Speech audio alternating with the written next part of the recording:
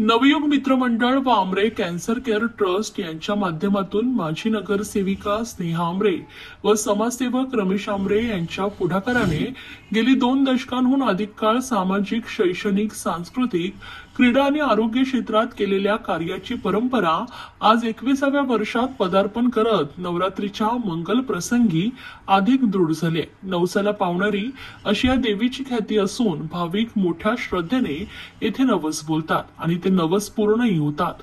शुक्रवारी देवीची 5वी माळ होती। त्यानिमित्तानं सिंधी समाजाने देवीची महाआरती केली। नवयुग मित्रमंडळाचे वैशिष्ट्य म्हणजे हे मंडळ सर्व समाजाच्या लोकांना एकत्रित घेऊन चालतं।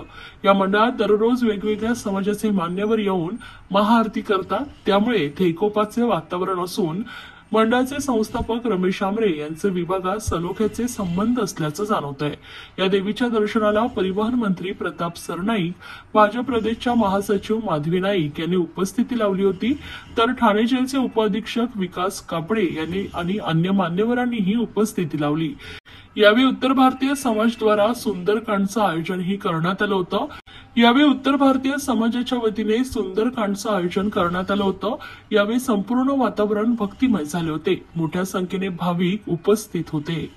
आभार मानते आणि अभिनंदन करते।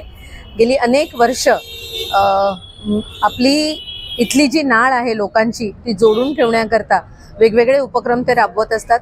देवीचा उत्सव तर अप्रतिम डेकोरेशन, खूप चांगली सजावट अशा दृष्टीने ते साजरी करत असतात। इथलं सगळं जे आपलं एक हिंदू वातावरण आहे, मग दहीहंडीचा सण असू देत नाही तर नवरात्र असू देत, पण त्या सगळ्यामुळे इथलं जे वातावरण आहे ते प्रसन्न ठेवण्याचा त्यांचा नेहमीच प्रयत्न असतो। त्याच्यामुळे त्यांचे मनापासून अभिनंदन करते। आणि या निमित्ताने देवीच्या दर्शनाला आले, महाराष्ट्रावर आलेलं जे संकट आहे, अतिवृष्टीचं जे संकट आहे ते दूर व्हावं आणि सरकारच्या सगळ्या मदती वेळेत लोकांपर्यंत पोहोचाव्यात आणि शेतकऱ्यांना लवकरात लवकर याच्यातनं सुटका मिळावी अशी देवीचरणी प्रार्थना करते। हम federation of association of Sindhis of Thane के रिप्रेजेंटेटिव्स हैं। मैं आपको सबसे बड़ी बात ये बताना चाहता हूँ कि हमारी फेडरेशन की स्थापना जो पिछले साल हुई वो आमरे साहब के इन्विटेशन के बाद ही हुई। अगर वो इनवाइट नहीं करते तो शायद हमारी फेडरेशन ही फॉर्म नहीं होती। उनका जो इनविटेशन आया लास्ट ईयर कि आके आप कुछ अपने समाज की तरफ से कहें और करें, तो हमने इसलिए लास्ट ईयर प्लान किया कि हम महाआरती करेंगे, जो इस साल भी हुई। लेकिन वो महाआरती की वजह महाआरती करेंगे लेकिन किस बैनर में करेंगे, तब वो कन्फ्यूजन था। तो हमारी फेडरेशन का स्थापना हुआ आमरे सर के इन्विटेशन के बाद। Federation of association of Sindhis of Thane हमारी एसोसिएशन है, जिसमें सब एसोसिएशन के मेंबर हैं। हमने उसके अंडर में लास्ट ईयर सबसे पहला प्रोग्राम जो हमारा हुआ था वो सर के यहाँ महाआरती हुई थी हमारी। उससे हमारे प्रोग्राम चालू है, अभी काफ़ी इस साल में किए।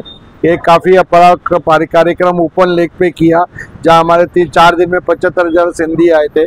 हमने अपना श्रेणी सिंध 2.0 किया था। तो मैं शुक्रगुजार हूँ आमरे साहब का कि उनका न्योता नहीं होता तो शायद हमारी फेडरेशन होती। इस साल भी उन्होंने बड़े मन से, बड़े प्यार से, बड़े लगन से हमको कहा आइए करिए। हमने कहा कोशिश करते, जो सबसे बेस्ट होगा हम करेंगे। धन्यवाद। सर, आप माता जी के दर्शन के लिए आप आज आए हैं। आमरे जी सब समाज को लेके आप इकट्ठे हैं, क्या कहेंगे? उनका जो ये कॉन्सेप्ट है कि ये सिर्फ उनकी नहीं है, सबकी माता है, सब आओ दर्शन करो और अपना प्रदर्शन बनो। थँक्यू। नवरात्रीच्या सर्वांना खूप खूप शुभेच्छा। आज देवीची 5वी माळ होती। सर्वांना सुख समृद्धी आनंद लाभू दे। आज जसे आमचे राजूभाऊ सिंधी समाजचे ते अध्यक्ष आहेत, त्यांनी जे आज इथे सांगितलं की सिंधी समाज आमच्या मंडळाच्या आमंत्रणामुळे त्यांची स्थापना झाली। मी खूप खूप त्यांचा आभारी आहे की सिंधी समाज असंच सहकार्य आम्हाला राहून द्या आणि सर्व समाज जे बाळा बलुते जसं आपण बोलतो तसे आपले जे विविध समाज आहेत त्यांनी इथे येऊन दर्शन करावं अशी आमची मनाभावे त्यांच्या प्रार्थना असते आणि मंडळाची इच्छा असते। म्हणून मी राजूभाईचा खूप ऋणी आहे की त्यांनी या मंडळाचं नाव घेतलं आणि मंडळाला पुढे प्रोत्साहन देण्यासाठी त्यांनी आम्हाला आग्रह केला। धन्यवाद। कुठले कुठले समाज आता तुम्ही बघाल की काल कन्नड समाज आला, त्यानंतर केरला समाज आलेले, म्हणजे विविध समाज। आज तुम्ही उत्तर भारतीय समाज आहे, असे 12 समाज आहेत। काही वर्षी आपला एक दिवस वाढलेला आहे, 11 समाज ऑलरेडी होते, आम्ही त्याला ॲडिशनल एक केलेलं आहे, म्हणजे 12 समाज इथे येणार आहेत। आणि रोज तुम्ही बघाल की 2 टाईम भजन असतं, दुपारी एक आणि एक संध्याकाळी एक, असे 2 टाईम भजन असतात। म्हणजे विविध कार्यक्रम असतात आणि भरगच्चा या नवीन मित्रमंडळातर्फे आम्ही कार्यक्रम ठेवत असतो. 29 तारखेला पुन्हा मी सांगतो, 29 तारखेला महिलांसाठी फ्री वेडिंग हे नाटक आपण फ्री ठेवलेलं आहे. तर महिलांनी त्याचा लाभ घ्यावा. सकाळी 11 वाजता काशीनाथ घाणेकर आणि लास्टच्या दिवशी महाआरती आहे, गंगा महाआरती, जी वाराणसीला लोक येणार आहेत आणि ठाण्यामध्ये प्रथमच देवीची आरती करायसाठी ते येत आहेत. तर मी ठाण्यातल्या लोकांना आवर्जून विनंती करेन की महाआरतीचा त्यांनी लाभ घ्यावा. हे सर्व काम करून घेत असते, घडत असतं. आपण फक्त जे भक्त आहोत, भक्तांनी फक्त भक्ती करायची असते. फळाचा विषय, फळ भेटेल की याचा विषय याची वाट नाही बघायची. म्हणून आम्ही सर्वांना एकत्र घेऊन चालतो आणि आम्ही सेवा करत राहतो. तुम्ही बघा की आम्ही 21व्या वर्षात पदार्पण केलं. लवकरात लवकर आम्ही 4 वर्षांनी 25 असेल तर आमचा जल्लोष आणि मोठा असेल.